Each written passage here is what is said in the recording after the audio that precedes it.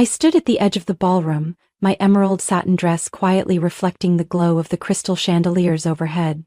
The 30th anniversary celebration of Moreland & Sons was being held at a five-star hotel in New York, where my father-in-law, Charles Moreland, confidently announced the company's new global expansion strategy. And also where I, Aria Moreland, the daughter-in-law he never accepted, was pushed to the edge of an irreversible truth. I knew Charles had never trusted me, a girl from Indiana, graduate of a small arts college, who turned down his job offer and instead opened a small interior design studio. Studio, as he often sneered, is just a fancy word for an unprofitable hobby. But that evening he didn't stop at dismissive glances. As red wine filled crystal glasses, Charles stood up, smiled charmingly at the crowd of investors, partners, and media, then looked straight at me like he was ready to throw a verbal punch. The Moreland family has always valued dedication and performance. We don't believe in pipe dreams or so-called artistic startups. Unfortunately, he shrugged, even within the family, we have a living example of that. The room let out a low chuckle. My husband, Ethan, sat beside me, silent, his eyes avoiding mine as if he, too, was embarrassed by my presence there. I clenched my fists, but before I could say a word, an older man at the head table stood up, his face calm, but his eyes cutting through the tension like fog. "If I may," he said, his voice firm and commanding enough to hush the room. "I'm Henry Gallagher, founder of Gallagher & Stone, one of the leading interior architecture firms on the East Coast." Charles froze, his smile vanished. "And by the way," Henry turned toward me, "Aria hasn't just been the lead designer on my last 3 projects, she's also my daughter." The room went still. Charles's glass trembled slightly. Ethan turned to me, eyes wide, stunned. "Yes, Aria is my daughter," Henry continued. "I didn't say anything earlier because I wanted to see what she could accomplish on her own. Not with my name, and certainly not with the Moreland name." I couldn't take my eyes off him. This was the man who disappeared from my life before I finished high school. The man my mother never spoke of, only saying he wasn't ready to be a father. And "I'm very proud," he said slowly, his gaze locked on Charles, "because Aria rose above all the judgment and bias to become someone I never dared to hope I could one day call my child." Silence. Charles had no words. He tried to force a smile, but the investors had already begun whispering, some exchanging looks as if they'd just seen the first crack in what once seemed like an unshakable empire. As for me, for the first time in my life, I didn't need to defend myself. Henry's words were a shield, but also a door to a brand new chapter. I didn't know what would come next, whether Ethan would stand by me or walk away for good, but I knew that from that moment on, I would no longer be the unworthy bride in the Moreland family. After the event, Ethan and I left the hotel in silence. He drove through the night streets of Manhattan, headlights casting soft glows across his face, the face that once moved me, now a cold distance I could no longer reach. "You didn't tell me he was your father," Ethan finally said after nearly 20 minutes. His voice wasn't angry, just bitter. I turned to him. "I didn't hide it. I only found out a few weeks ago. I hadn't even processed it when your father turned me into entertainment in front of the entire investor circle." Ethan gripped the steering wheel tighter, eyes fixed on the road. "And you chose to side with him? Right in front of my dad? In front of everyone?" That question didn't need an answer, but I replied anyway, softly. "I didn't side with anyone, I stood for myself." Since I married Ethan, I'd learned to stay quiet at family gatherings, at parties where people toasted the Moreland legacy, never once asking about my dreams. Charles always called my studio a youthful experiment, urging me to wake up soon and accept a role in the company's marketing department. A stable job, more meaningful than arranging couches for strangers. At first, Ethan defended me, gently telling his father that I needed time to build my own brand. But over time that defense faded, then vanished. He started repeating Charles's words, almost verbatim. "Aria, you've given it a shot. If it's not working, what's wrong with trying a different path? My dad can set you up with steady work, regular income. We could think about a bigger house, maybe even a child." "Are you talking about your dream or your father's?" I had asked during a fight 6 months ago. And since then, Ethan stopped having deep conversations with me about work. Every time I mentioned a new client or an exciting project, he'd just nod absently. like I was talking about a hobby he no longer cared to follow. I didn't blame him entirely. Charles's influence was no small thing. The man had a way of making people doubt themselves, polished, polite, but suffocatingly authoritative. I still remember a night in January, after I declined an offer to design the company's showroom. Charles invited me to his office. He sat behind a massive desk, placed a contract in front of him and said, "Aria, you don't have to fight. We could work together. But if you insist on chasing this little path of yours, sooner or later, Ethan will get tired." I looked at him, seeing all the layers of power gleaming beneath his calm expression. "I don't need you to define success for me. And Ethan, if he gets tired of me being myself, that's not my fault." That's when I knew I had to be stronger than ever. And now, with my biological father, Henry Gallagher, unexpectedly stepping in, not to save me, but to acknowledge me as part of his world, I realized I was no longer alone. I didn't need anyone's permission to chase my dream, and I didn't need anyone's approval to be worthy. Ethan brought me home. To what used to be our home. Now just an empty shell. I stepped out of the car, turned back to him one last time before heading inside. "You can keep standing behind your father, Ethan," I said, not with bitterness but clarity, "but I won't. I won't be a background character in someone else's story, not even for someone I once loved." Ethan said nothing, only his eyes, torn and uncertain, followed me until the elevator doors closed. I didn't know what would become of us. But one thing was certain. I would never go back to being the quiet, overlooked wife in the Moreland family again. I didn't sleep that night. Though the city lights outside the window still blazed, inside me was a vast darkness, confusion, pain, and a curiosity I couldn't quiet. The next morning, a cream envelope on my desk stopped me in my tracks. No return address. Just, "To Aria," handwritten in firm, familiar script. I slowly opened it. Inside was a sheet of embossed stationery, with a few carefully written lines. "Aria, I know I have no right to appear so suddenly at that event, but I couldn't stay silent while people disrespected my daughter.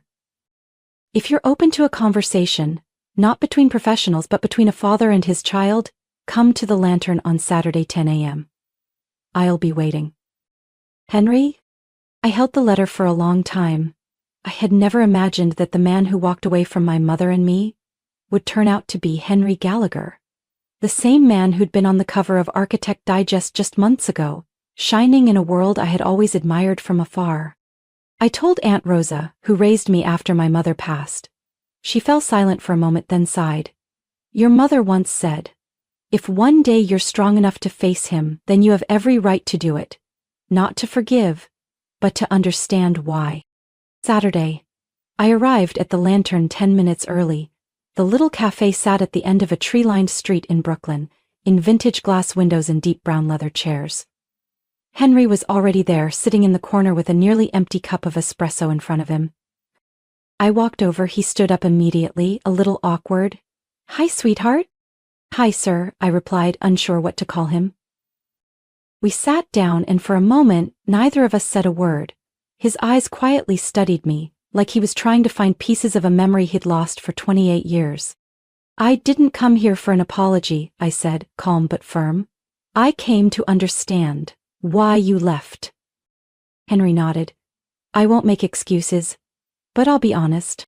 He told me about his younger days, a dreamer, obsessed with design and big ideas, but completely unfit for building a family. When my mom got pregnant, he panicked. "I didn't think I could be a father. I thought, if I stayed away, you and your mother would be better off." I listened without interrupting. Each sentence he spoke opened a door to a past I'd never known. I was wrong, and I've known that every day for the past 28 years. We sat in silence again. But it wasn't an empty space. It was a quiet place where we could finally hear each other. "You're in interior design," he asked, his eyes lighting up. "You have a very distinct aesthetic." I smiled faintly. I'm not sure where it came from, but when I was a kid, I used to sketch rooms from my imagination on paper.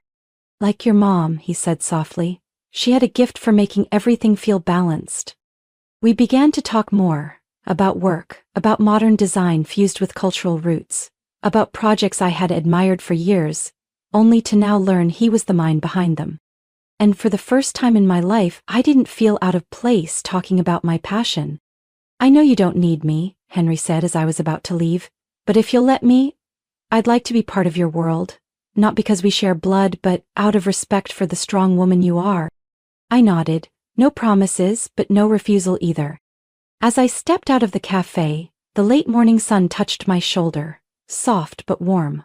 I didn't know where this would go, but I knew this conversation was the first step toward understanding myself better, my roots, my drive, and why I felt so deeply connected to beauty, structure, and emotion in space. A week after that meeting at the Lantern, I received an email from Henry. The subject line was simple: "We need to talk." We met again in a private conference room at Gallagher & Stone's headquarters, 27th floor, overlooking the Hudson River.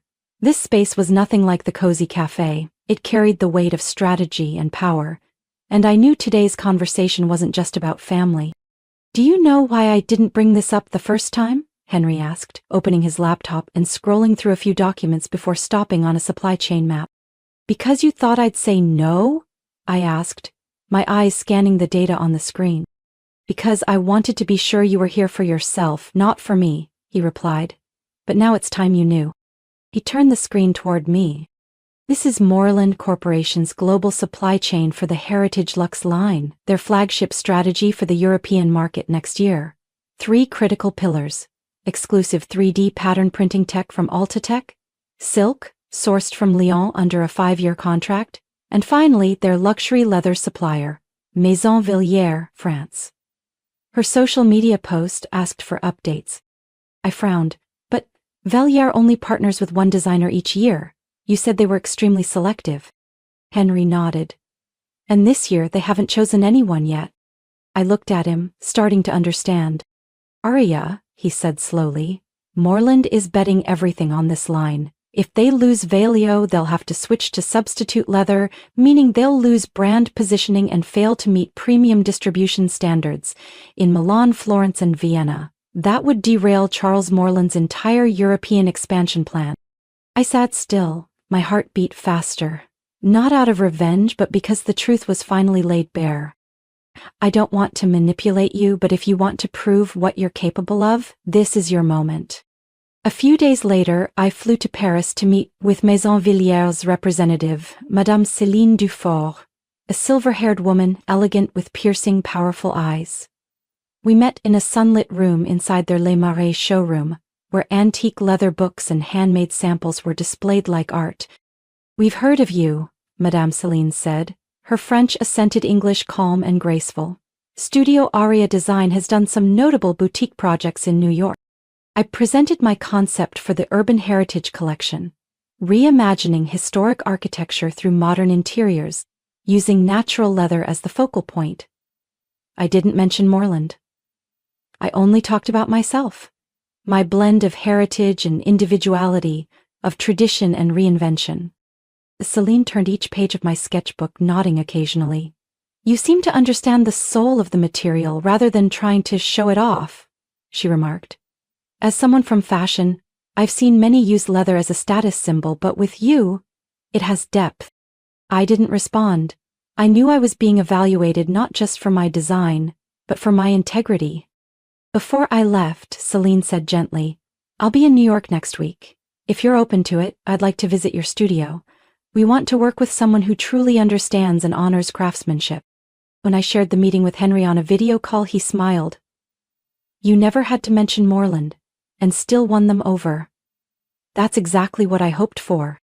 I looked at him, finally feeling like an equal, not because I was about to shake Charles's empire, but because I was rising on my own terms, with skill, resolve, and vision. "What's the next step?" I asked. "Céline will open the door," Henry said, his tone more serious. "But to take down Charles, we'll need to hit his biggest weakness, his ties to a firm called Bryson Lowell. If we cut off that funding—" I interrupted, smiling slightly. "Then let's start mapping the next move." From that moment on, I knew this was no longer about a dismissed daughter-in-law. This was the journey of a woman once seen as the wrong choice, quietly building her own counterattack. 3 months after my first meeting with Madame Céline, Aria Design moved into a sunlit mezzanine in Soho, New York. No longer the cramped apartment studio with squeaky floors. The new space had exposed brick walls, tall ceilings, and floor-to-ceiling glass, exactly like the sketches I made in my sophomore year of college. Everything came like a wave. Fast, strong, unstoppable. After Maison Velliere announced Aria Design as their exclusive interior design partner for North America, I received 7 collaboration offers within 2 weeks. A boutique hotel in Charleston, a chain of electric car showrooms in Seattle, even a restaurant project in London's financial district. Henry stayed in the background, never touching the art or aesthetic, but quietly supported strategy and funding through his investment firm, D&G Ventures. Under the guise of a creative fund, D&G provided the capital for me to hire 6 new staff members, invest in automated model production, and more importantly, position Aria Design as a rising name to watch in architectural review and interiors and spaces. At the same time, tremors started shaking Moreland's foundation. I read that Charles Moreland had just been denied a flagship lease in Milan. The property management group, once his loyal partner for 10 years, had suddenly backed a coalition of emerging designers. Aria Design was at the top of that list. They called it a rebranding of American design presence in Europe. I never publicly claimed to be the leader behind the shift, but the press started calling me the silent challenger to the Moreland empire. At Moreland headquarters, the bad news kept coming, like paper cuts Charles never saw coming. The leather supplier fell through, the Vienna showroom was snapped up by a Korean firm, then came the $1 million tech contract in Munich, suspended indefinitely due to supply chain risk reassessment. A former colleague told me the latest board meeting at Moreland was tense like never before. Charles had shouted at the CFO, slammed documents on the table, and accused someone of sabotage from within. What he didn't know was no one was sabotaging him. He was simply facing the consequences of underestimating others, and the very daughter-in-law he once called a failed woman in a dress. One weekend afternoon, as I was with my team fine-tuning designs for the Rose Hotel in Charleston, my phone rang. It was Ethan. I paused, staring at the screen. It had been almost 3 weeks since we last spoke, when he left our apartment with a suitcase and bitter words trailing behind him. "I'm here," I answered, keeping my voice calm. "Tomorrow night," Ethan said after a pause, "my father's hosting a family dinner. He's invited the entire board, the major shareholders, and he's asked for you to be there." I chuckled lightly. "Why, so I can sit quietly like a prop again?" "No," Ethan replied, his voice raspier than usual. "He knows everything, about Velliere, Milan, about Henry's support, and he wants to see you, in person." I'm not coming to hear him blame me for his own collapse. "Aria." Ethan hesitated. "He won't apologize, you know that. But he's shaken. You should come. Not for him, for yourself." I was silent for a moment. There was a time when I longed for an invitation to that table, the one reserved for decision makers, for the powerful, for the people who thought they ran the world. Now, I didn't need their invitation, but I would go, not to be accepted, but to show them. I was no longer someone they could overlook. I hung up and looked around my new studio, where pencils scratched across paper and swatches of leather lay beside one another like notes in a score coming to life. I arrived at the Moreland estate on time, wearing a slate gray dress designed by my own studio, simple, tailored, with not a single unnecessary seam. Ethan was waiting by the door, his face carrying a mix of fatigue and unease. He opened the car door, but I declined. "I can walk in on my own." The Moreland mansion was just as grand as I remembered. Arched ceilings, marble floors, art perfectly placed like it had been measured by laser. But something was different this time. The air felt thick with unspoken tension.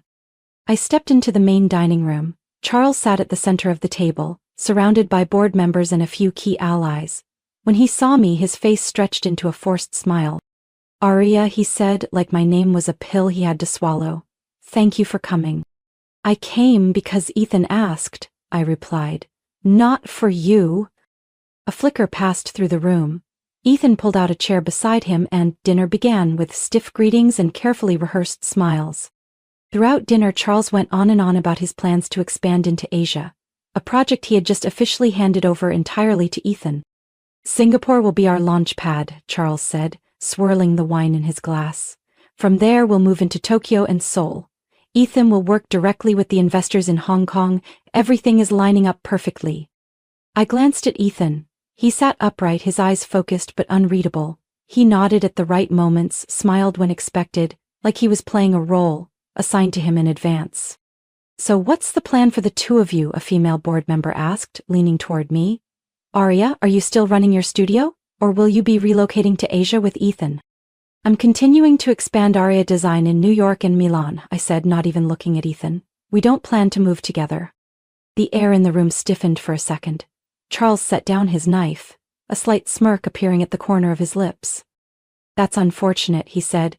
A wife who supports her husband can help build an empire. A woman who chooses her own path may only build a beautiful little tent. I smiled and raised my glass of water in place of wine. Sometimes, a little tent brings more peace than a castle full of pressure. After dinner, Ethan and I stood apart in the long hallway that led to the back garden. Lanterns shimmered above, their light falling softly on his shirt. The kind of expensive fabric I used to help pick out but now felt so foreign. You've really changed, Ethan said, his voice rough. You're no longer the woman who used to look at my father with pleading eyes. I looked him in the eye, and you've changed in the opposite way. You used to speak up when something felt wrong, now you nod at everything. Ethan didn't argue. He lowered his head, silent. Why did you take the Asia project? I asked. Because your father wanted you to, or because you truly believe in it? He inhaled deeply, then exhaled, staring into the shadows of the garden. I don't even know anymore, Arya. My father says it's a golden opportunity. If I succeed, I'll finally have a voice on the board. But sometimes, I feel like I'm just being moved out of the way so someone else can keep control. I placed my hand on the cold stone railing. You know, Charles never needed an heir. He needed someone willing to step back every time he stepped forward. Ethan turned toward me, his eyes full of confusion. I no longer felt the need to soothe. I don't blame you for listening to your father, I said gently. I just can't walk beside someone who's lost the sound of his own voice. He reached as if to touch me but stopped. So, he asked, his voice almost breaking, does this mean we're going our separate ways now? I didn't answer right away. I just looked at him. This man who once led me through a snowstorm to propose on the rooftop of a greenhouse. Now, trapped in the armor his father had forged for him. Ethan, I said at last, I can't pull you out of it, but I won't wait for you anymore. I turned and walked across the stone tiles I had once designed for the Moorland garden renovation. Each step felt firm, like those stones no longer belonged to their house, but paved the way to my own future. Under the warm yellow lights of Château de Brissac in southern France, where Charles Moorland was hosting the 35th anniversary of Moorland Corporation, the air was full of laughter, clinking glasses, and toasts.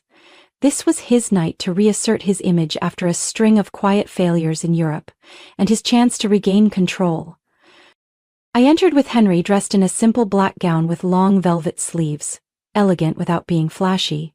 Henry walked beside me with composed grace, revealing no sign of tension. We weren't there to stir trouble. We were there to end a game that had been playing out for nearly a year.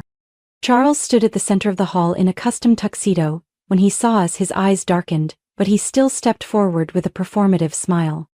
Arya, he nodded. I'm surprised you accepted the invitation. And Mr. Gallagher, a pleasure. I came for Ethan, I replied calmly, and out of basic respect for the investors present tonight. Charles chuckled softly, but his eyes didn't match his tone. He turned away and launched into a lengthy speech about building legacies, pioneering innovation, and the Moorland family spirit. Every word was calculated, as if eloquence alone could erase recent failures. Then he raised his glass. We are proud to announce a long-term strategic partnership with Bryce and Lowell Capital, aimed at aggressive growth in Asia and sustained dominance in Europe. Applause echoed, almost as if the room had been programmed to respond on cue. Charles lowered his glass and looked directly at Henry and me, and tonight, I want to thank everyone who has challenged me. It's because of pressure from competitors that Moorland Corporation has grown stronger. I could see it, he couldn't resist taking a jab, but I was ready. Henry gently touched my arm as a signal. I nodded and stepped toward the microphone beside the stage. Excuse me, I began, my voice clear, steady. I have a small announcement to make on this special evening. Every head turned. Charles froze. He didn't stop me. He didn't believe I had the presence to humiliate him in public. For over a year, I said, Aria Design has expanded in New York, Milan, and now Tokyo, with strategic support from D&G Ventures, an investment firm founded by Mr. Henry Gallagher. And tonight I'd like to publicly state something Charles has always avoided. I turned and looked straight at the crowd. I am the daughter of Henry Gallagher. A wave of murmurs rippled through the ballroom.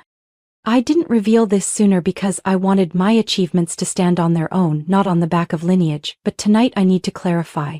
Every withdrawn contract, every supplier shift was not luck. It was the result of a man who spent too long at the top without learning how to respect others. Henry stepped up beside me and calmly added, and as a final move, D&G Ventures officially withdraws all pending investments for Moreland Corporation's Asia project, effective immediately. Charles's face went pale. You don't have the right, he growled, stepping toward Henry. I do, Henry replied without raising his voice. Clause 14b, projects are subject to reevaluation if the investor identifies signs of governance failure or lack of transparency. The board members began whispering, the Bryce and Lowell reps frowned, pulling out their phones. I looked at Charles, the man who once sat above everyone else, deciding who was worthy. You once called me a mistake, I said softly, but your biggest mistake was underestimating someone in your own family. Ethan stepped forward. He said nothing. He simply stood between me and his father, his gaze clear. For the first time, he wasn't standing behind Charles. In that moment I knew, the game was over. Charles was escorted from the stage, and the board convened an emergency meeting in a private room nearby. The press buzzed behind the grand doors, but I no longer cared. I walked away, head held high, not in triumph, but because I no longer had to live in someone else's shadow. Paris after that night felt like waking from a dream. The lights along the Champs-Élysées still sparkled, but inside me was a strange quiet. Not relief, not pride, just emptiness. As if every emotion had already been spent, leaving me with a victory that didn't taste quite sweet. Charles Moreland was temporarily suspended by the board for 90 days, pending a full audit of all expansion projects and contracts. Major shareholders called for independent reviews. Headlines exploded. The fall of Moreland, power no longer untouchable. I thought that moment would bring me justice. But truthfully, what I felt most was exhaustion. I returned to New York 2 days later, turning down all interviews, press inquiries, and even offers from luxury brands that once ignored me. The Aria Design office was still lit, the team hard at work finishing mock-ups for a boutique hotel in Florence. But the urgency in me was gone. That victory had cost too much. Back in the small apartment I moved into after leaving Ethan, I sat at my desk, a cup of tea in hand, untouched. The files from D&G Ventures were still there, along with offers to expand to Tokyo and Los Angeles. Everything I once dreamed of, within reach. And it was then I realized what I had left behind. Ethan. We hadn't spoken since the party, no text, no note, no official goodbye, but no effort to hold on either. We had simply drifted apart, like two trains that changed tracks long ago without admitting it. I had loved him, that never changed. But love doesn't keep someone who's already lost themselves. And maybe I had lost part of myself in the revenge too. That night, Henry came to visit. He brought 2 sandwiches and a bottle of light red wine. I'm not here to offer praise, he said, settling into the armchair across from me. I came to ask you one thing. I nodded. How do you feel after all of it? I looked him straight in the eye. I feel free, but also empty. Have you ever felt that? He chuckled quietly. Every time I won a bid and lost a good partner. Victory. Without someone to share it with. We sat in silence, the wine bottle still unopened between us. Henry reached out and gently touched my shoulder. You've walked a path most wouldn't dare take. But if I may give you one piece of advice, don't become another Charles. From now on live clearly, honestly. No more chess games, Aria. I smiled gently, not sad, not happy, just accepting. The next morning I emailed Henry to decline the Tokyo collaboration. I decided to pause expansion and focus on building Aria Design into a space for nurturing creativity, not just for me, but for young designers chasing the same hope I once had. I moved the studio to a quieter part of Brooklyn and opened a new branch, Aria Lab, dedicated to nonprofit projects, community support, and sustainable design.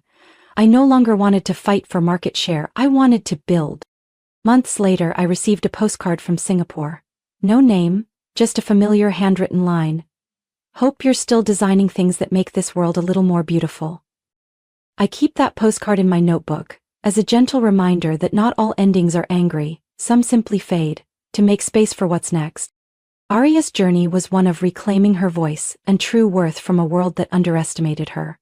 Though she won brilliantly and flipped the board, she also faced the cost of vengeance, a broken marriage and quiet loneliness. But instead of letting bitterness consume her, she chose transparency, creativity, and authenticity. That was her greatest win. What do you think about Aria's journey? Was she right to flip the game, or is there something you would have done differently? Share your thoughts below and don't forget to follow the channel for more powerful stories about family and life.